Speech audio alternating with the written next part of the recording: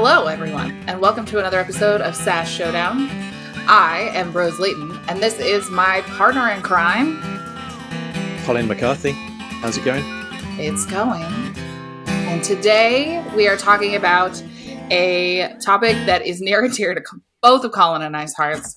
However... Oh, hang on a minute, Rose. I've just got a ping. I just got a ping on Microsoft Teams about a meeting that I need to travel to. So I better open up my LastPass and sign into Uber and see if I can get there. Was that satisfying, does Colin? Does that sound safe? It doesn't sound safe at all. Oh, no. Why? Well... because of what we're talking about today, Colin. This episode is about SaaS security, and we have a very special guest to talk to us today. Bert, please introduce yourself. Hi, I'm Bert. I work in security on the compliance side of things, but I've been in IT and security for about 13 years now. I've seen the evolution of technology change, and I'm here to talk about my geeky habits. So what would you Excellent. say about logging into Teams in order to open LastPass and sign into Uber? Because obviously those applications and a number of others have had security, let's call them incidents. Major questions. security incidents this year. Yes. So what are you seeing? What keeps you up at night? How do you sleep at night? He doesn't, I'm sure. Yeah. No, it's a lot of late nights. And, first I would say props to be able to log into Microsoft Teams, because that's a hurdle in itself. So, seeing those unexpected things when you're moving in a fast-paced environment, it can be easy to fall for.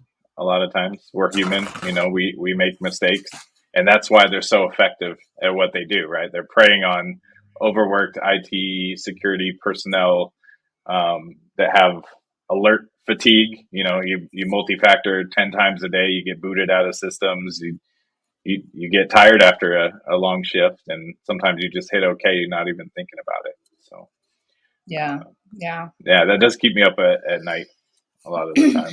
So, Bert, obviously you've just implied that all of the successful attacks that we've mentioned so far are social engineering campaigns on employees of these companies, right? So yeah, they're not necessarily... A lot of them are. Yeah, a lot of them are, or third-party contractors. Not necessarily employees, but definitely a human element, not a hard configuration problem, not a brute force type of attack. Right. So it's not a Mr. Robot. You put a malware encrypted USB drive in the car park or a CD drive and get somebody to install it on their company machine, or plug it in to see what's on it, or listen to the free rap music or country music they picked up at a stall and it's actually got malware on it. I know that's been used in a couple of TV shows and a couple of films over the years. It is, or like plugging in or like stripping on something to like a network cable, so you can sniff on network traffic, that kind of stuff. I mean, I'm sure it would work in some organizations, but it's not the kind of techniques we're seeing today.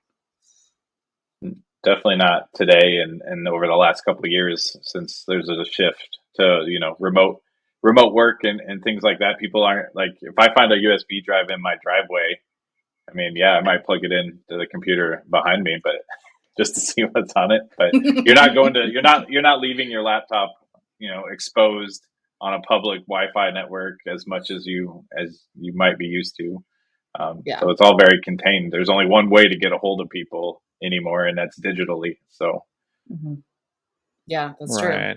I do everything completely remote from everyone else I work with. So, and we are recording this podcast remotely. So, just an example. So obviously, a lot of people think that they've enabled MFA and they are secure.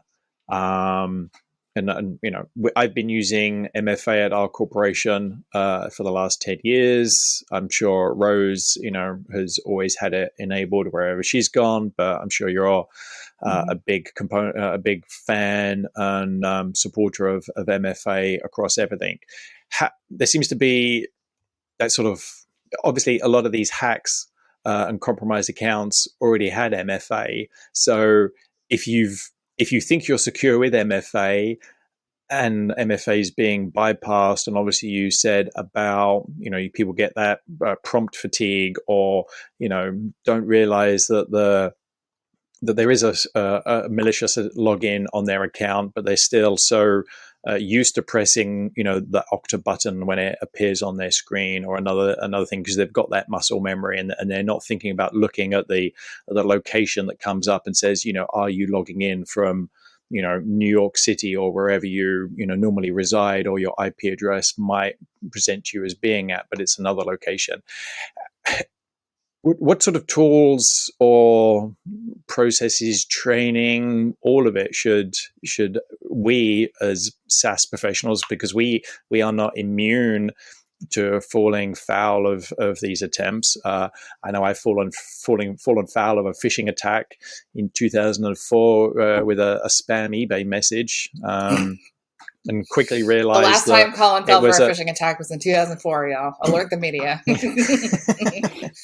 But it can be done, and it does happen. And I've heard of executives in other companies falling from it and being phished. And you hear about finance departments sending out those payments or changing the bank account details, and periodically we get a flood of messages that get caught by the quarantine, saying, hi HR, I'm, Bob in Colorado. I've changed my bank. Can you please redirect my next, payment to this new account? There's tons of them all the time. So they must be working. We know they're working because the stories appear in the press. So Bert, talk to us about MFA. Tell us your feels.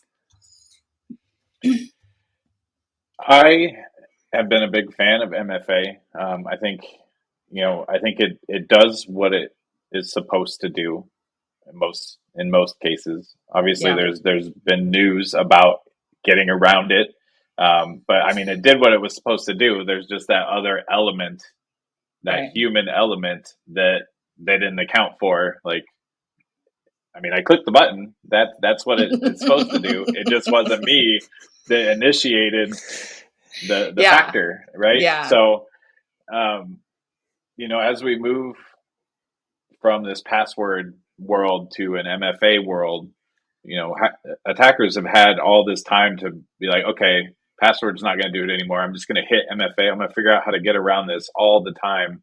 And that's all I have to do is figure out how to get around this one thing, to a point where now MFA might not be good enough, right? So we got to move to a different factor, either biometrics, and if we move to biometrics, somebody's going to sit there and hit it all day to figure out how can I get around this fingerprint or this Face ID, and that's all they're going to do is try and figure out how to get around it. So, the natural evolution is going to be passwordless authentication, or biometric authentication, something that's super hard, something you have to be in order to authenticate.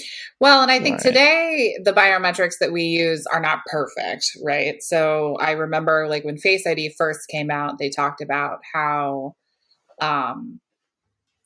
it was going to be, I don't know, like a 1 in however many chances. And then when it actually came out, it ended up being half that. So like Face ID technically looks at like this part of your face to determine who you are, instead of this part of your face to determine who you are. Right. And so like, I think, how, I guess, are those methods more secure than what we're doing now? Even though they're not perfect. Like, it is possible for someone to engineer a face that could pass as my face. It's possible for someone to engineer a fingerprint that could pass as my fingerprint, because it's still technology reading my biometrics. Right. Yeah, that makes sense. And I think if you're relying on one thing to authenticate, like that's not multi-factor in its nature, right? That's one factor, just your face.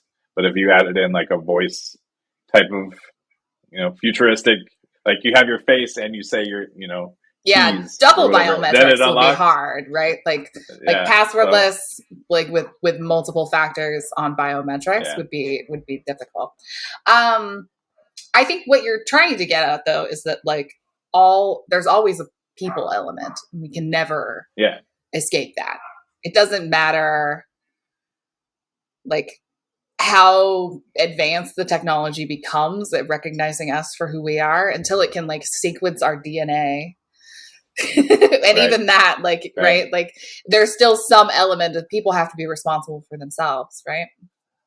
Right. Sequencing our DNA. So you're envisaging like the next Lenovo laptop having a little hole that you can just prick your finger and put a little bit of blood in the hole, except and then somebody could like steal your DNA and do that.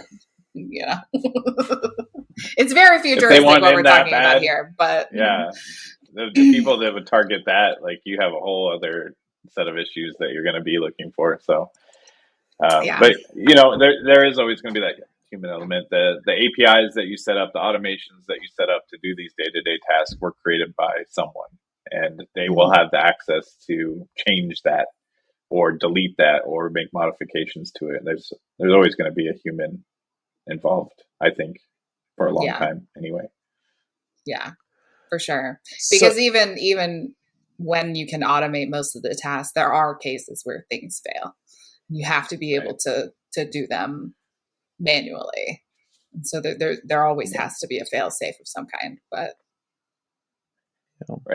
which brings kind of back to the phishing thing. If I could just talk on that. So that's the biggest part of that is tapping into that human aspect, like having those conversations with people, being approachable, making it clear that IT will never email you. They all hate email. They're not going to email you. So like, don't even pay attention to emails that come from IT because we didn't send it. Well, and I think there was a Twitter hack not that long ago where they actually got into like the corporate Slack and through an employee's compromised employee credentials, they got into the corporate Slack and messaged someone to have things changed. And like that, I think is so much harder, right, to train people against, because like I'm an IT professional. Like of course, I'm not going to use email. I am going to use Slack though. And so like in that case, but you're right. The first step that happened in that was the original compromised employee account. And that was probably phishing. I don't remember. I've got a question. I've got two questions for you, Bert. The first one, we'll stay on phishing. What are your thoughts and opinions on the corporate-based phishing training that a lot of companies try and sell, where they'll look at your SPF, DKIM, and DMARC records and say, your employees are primed to be phished, and obviously SPF, DKIM, DMARC, everybody look it up, make sure you get that set up and it's working properly. But they will send you, your employees fake messages to try and educate them and find out who might click on a link. What's your thoughts on that active phishing training to corporate staff? I have mixed feelings about it. So that's actually how I got my start in security. When I worked in the education industry, we had regulations that we had to train the staff on phishing awareness as we moved over to hosted email and not internal email servers anymore. And that was one of my first projects, was developing, this was before all the fancy tools were out, but developing a phishing template that looked legitimate. Of course, the ones that existed at the time looked like garbage. So like, I'm not going to put my name on this because it looks like it does not look good or convincing at all. So I'm going to make a real good one. But after a while, you see people again are tired. They don't want to be tested at work, right? They don't want to see like, aha, gotchas, or it's more about how your attitude is in deploying that. So I think they do have their place. It just depends really on how they're delivered as a company, as policy. it's kind of funny because expand on that a little bit. Yeah. Like, what do you mean by delivering something well? Making it clear, like this is not a gotcha. This is to test our processes. If you see an email that looks like phishing, it might be from us, but follow the proper process. You might have a phishing reporting process. Bring it up in IT. Reward active participants somehow that report phishing emails. Like, don't use it to punish your emails, employees just because they fell for it. Like, that's treat it as like, a test of your process and a test of the work that you and your team need to do. Yeah, absolutely. I'm 100% the type of person that would click on it just to spite the numbers, like, oh, you want clicking? I was like, click, I'm going to tap on this. So as long as you're only clicking on it when you're on a Sandbox machine or a Chrome OS machine that you can power wash afterwards, so you know that it's completely fine. I do think to protect yourself against those sort of attacks, obviously technology will only get you so far, and it does come down to education for end users. But I also think it comes down to, and the bit that you had said about checking with IT. It's having the IT department being approachable and accessible, and for the staff to feel like, oh yeah, I can send a link to the IT department. They'll tell me, or an email. They'll tell me if it's genuine or not. And I would rather have 1,000 genuine emails sent to me that I have to say to somebody, yes, that's genuine, than have one phishing attack. Because it's that could be I do worry about the fatigue piece though, so I would say like my second piece of advice would be to not do it too often. You want to be sending your employees phishing emails every week, because then if a real one ever comes in, they're going to think it doesn't matter. I'm against the sending of those fake phishing emails, because then I think what you're doing is and this was a comment from another exec that I spoke to years ago. He said, what you're actually doing is you're training your staff to click on those links to see if it's a company training session. Don't do that. Don't do that. No, I agree. I think sparingly testing your phishing, even just silently, like, is but SPF, DKIM, DMARC. If you want to spend money, if you have to spend money to protect your users, work with a partner who will get you completely set up 100% on DMARC, because that will, if you've got Proofpoint or you're on Google Workspace and you're using the Gmail filters, that will filter out virtually every single fake email that there is. In my opinion, it will. The other question I had for you, Bert, was you mentioned passwordless access. So could you explain that to some of us who might not fully understand that? Because obviously, born in the day of usernames and passwords, to go passwordless might need some explanation.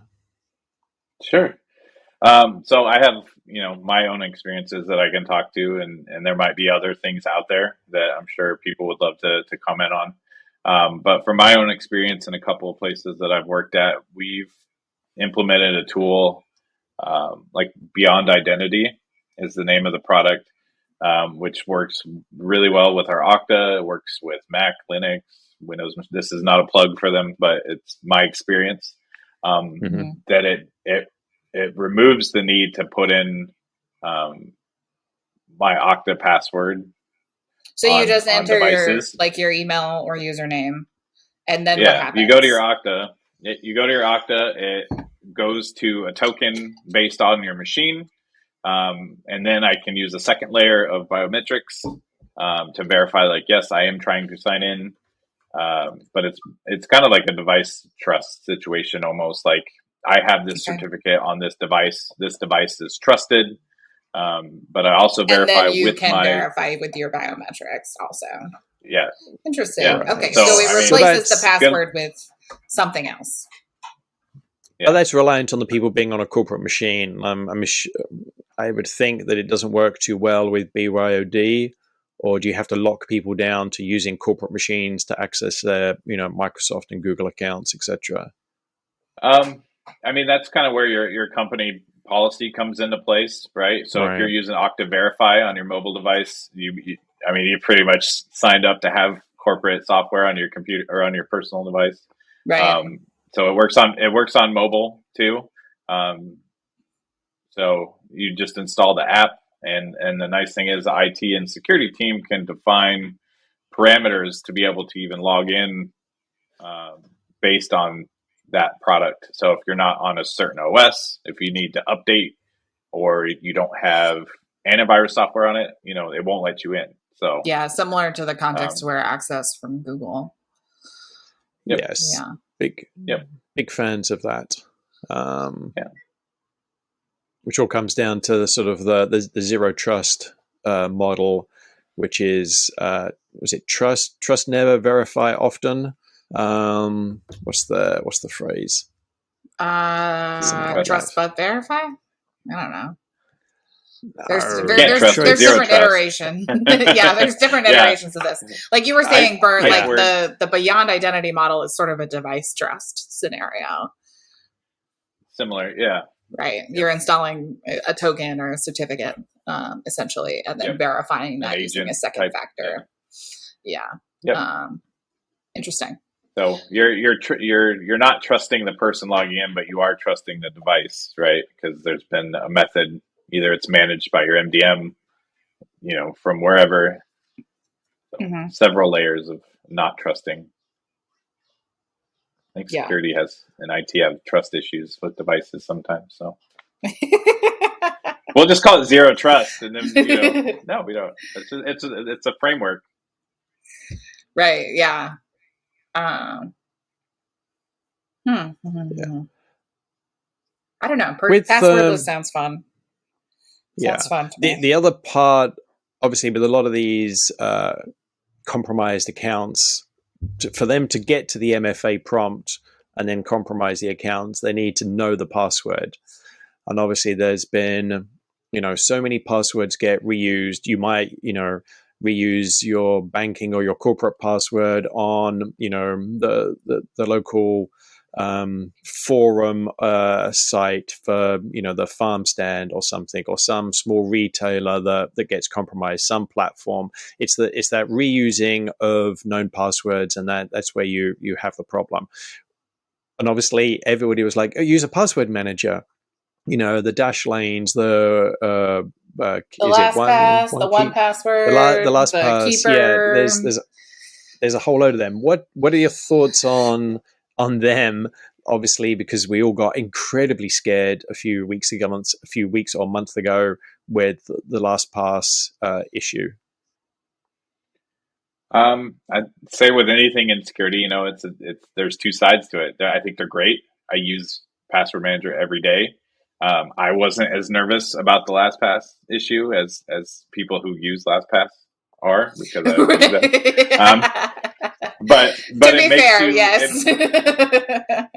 It does make you take a look at those things. I try to use secure password. I generate a new password every time I have to create an account.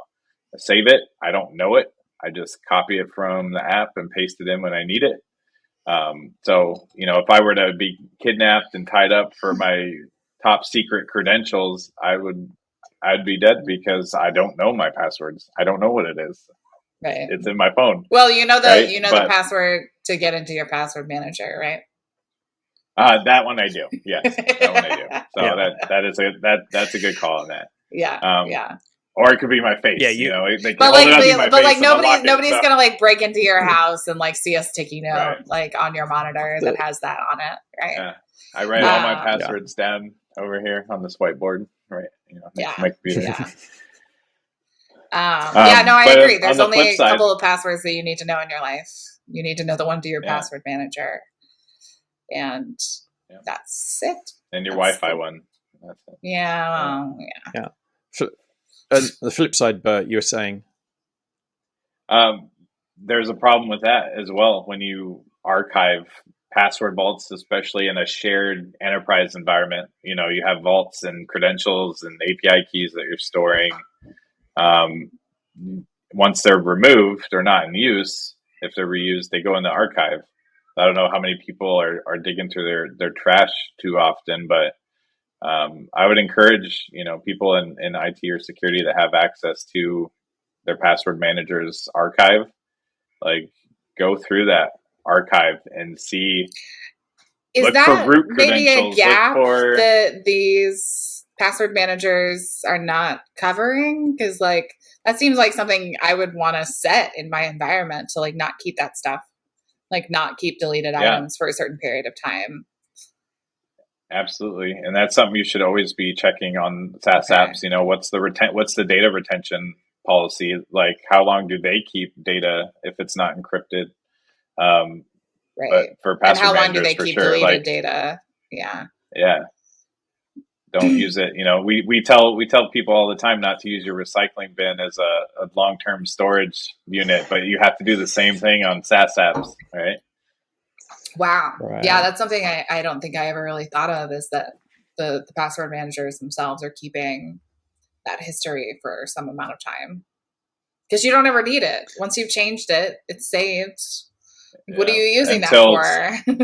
somebody leaves, you know, you offboard an employee that had credentials to something 2 years ago that got set up, and now you need to reactivate their account and go through their old password. Well, just log. Create a fresh account with their email address. Just reset their stuff. Like, do it that way. You don't need to go find the old password.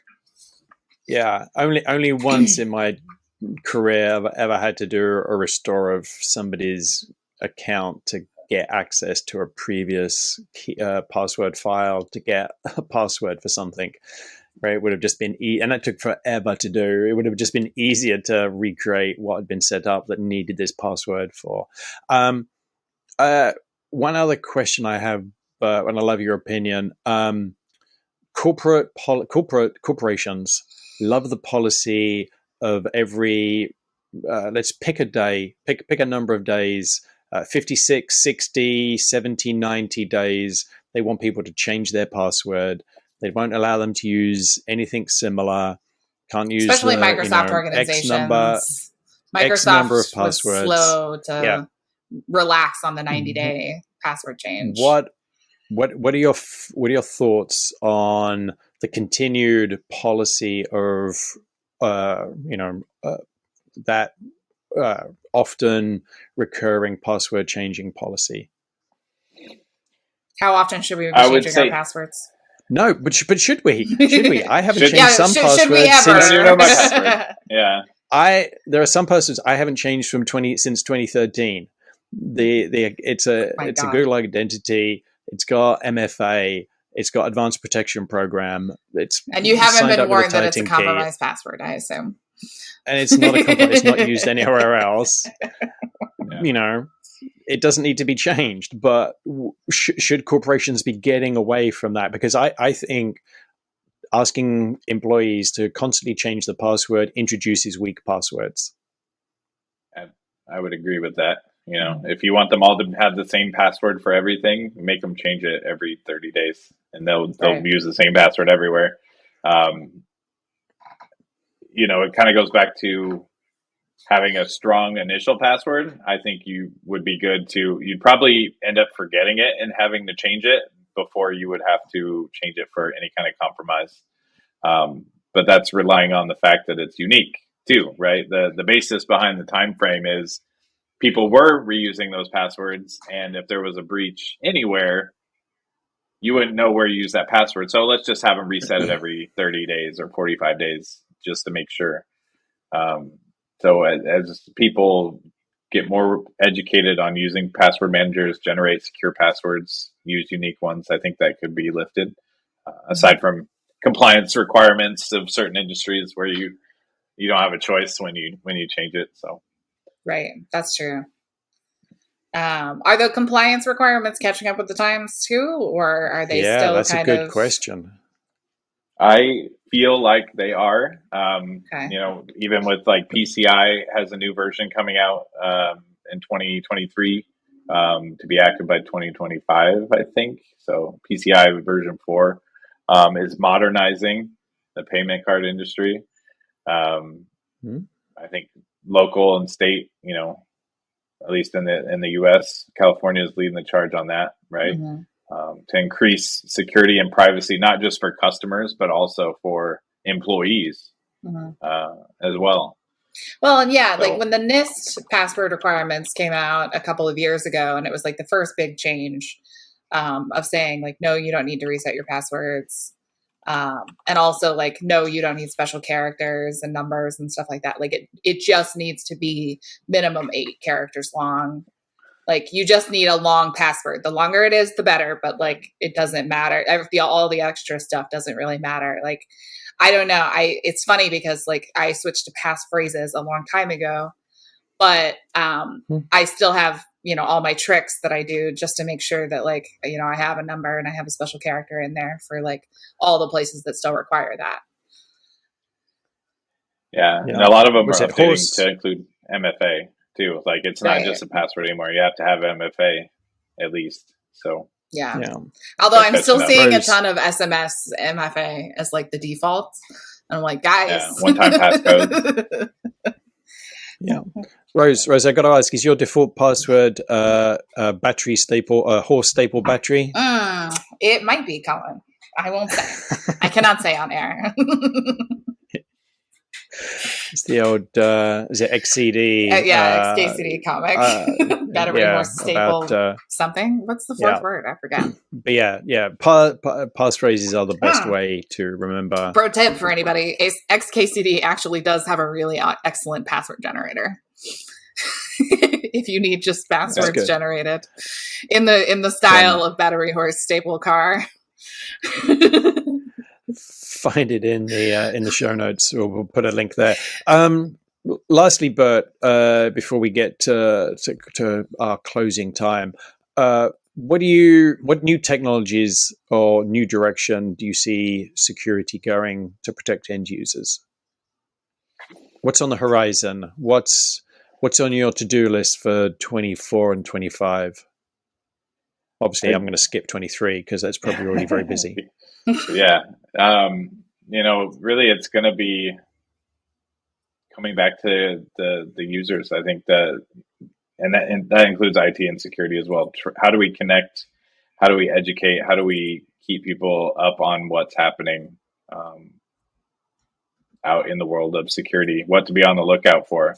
You know, the knowledge and research that goes into these threats and attacks shouldn't just be contained within the IT and security channels. Like those should be talked about openly, and we should be available to answer questions, and we might get some good ideas out there as well. So yeah, and I think just remembering that like security is not a battle between the people and security. Like we really have to work together and make it as easy as possible on each other to get it done, because the consequences of doing it badly are very dire. Yeah. I think the bumper sticker actually says security is everybody's responsibility. Do they make actual bumper stickers to say that? I don't know. I can't remember the last time I saw a bumper sticker. There are so many Teslas driving around this town. Nobody's going to stick a bumper sticker on their Tesla. Well, if they stuck a bumper sticker on their Tesla, it should say security is everyone's responsibility. I actually saw there was an article. I was going to get to a close, but I saw the other day an article about how EV cars should have built-in security, because if they are connected and they're all electrical components, you know, how long before you've parked in the Target car park and somebody just plugs in an adapter and then hacks your car, or puts Should we be worried about our self-driving cars, Bert? I would be. Always be cautious. And what can you do? Can you run software updates on your car?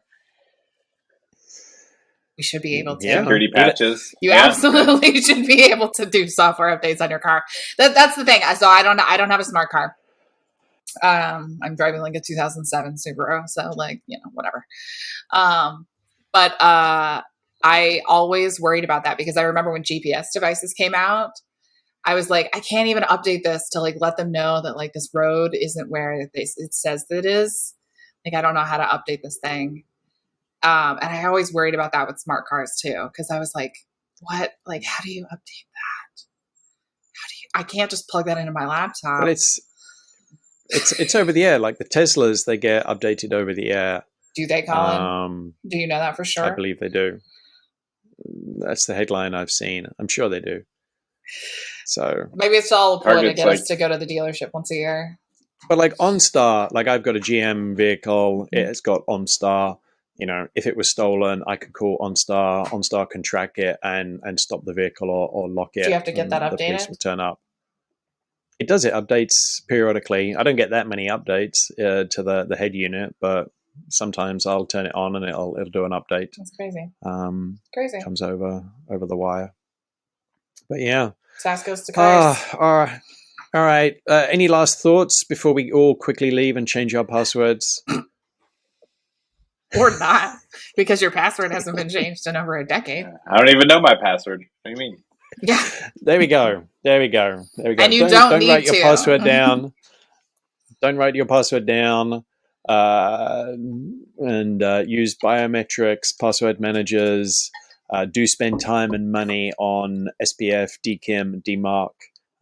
Get your IT department to be accessible by your end users. Work with your end users to make them feel safe to report suspicious messages. Don't punish them if you decide to test them. If you send fake emails. Well, some places have to, like Bert said, it's a compliance thing. But like, if you send fake emails to your users and they fall for them, don't punish them for it. Just train them better. It's a teachable moment. Yes. Well, we've enjoyed this teachable half an hour, 40 minutes. I've lost track of the time. It's been so great to see you again, Bert. Love the conversation. Thank you, Rose. Until next time, goodbye, everybody. And thank you for joining SaaS Showdown. Produced by the Tab Geeks Network. Enjoy all of our shows on YouTube at youtube.com/tabgeeks. Join our exclusive, free, no sponsors allowed Slack community and sign up for our newsletter at tabgeeks.com. I think there was the only thing that I really wanted Jesse to include in the outtakes, so I'm going to say it now. Wait for it. This isn't a show where Colin and I debate things about SaaS companies. It's not a showdown between us. It's a showdown between the SaaS companies. That's my thing. I think Colin said that good. 8 or 9 episodes ago. He said that in one of our like pre-show or post-show like planning sessions. I've always wanted to say that down in the recording. Yeah, it's not in case the listeners were wondering. That's what it is. It's not a showdown between Colin and I. It is a showdown between the SaaS companies, and we just comment on it. Facilitate.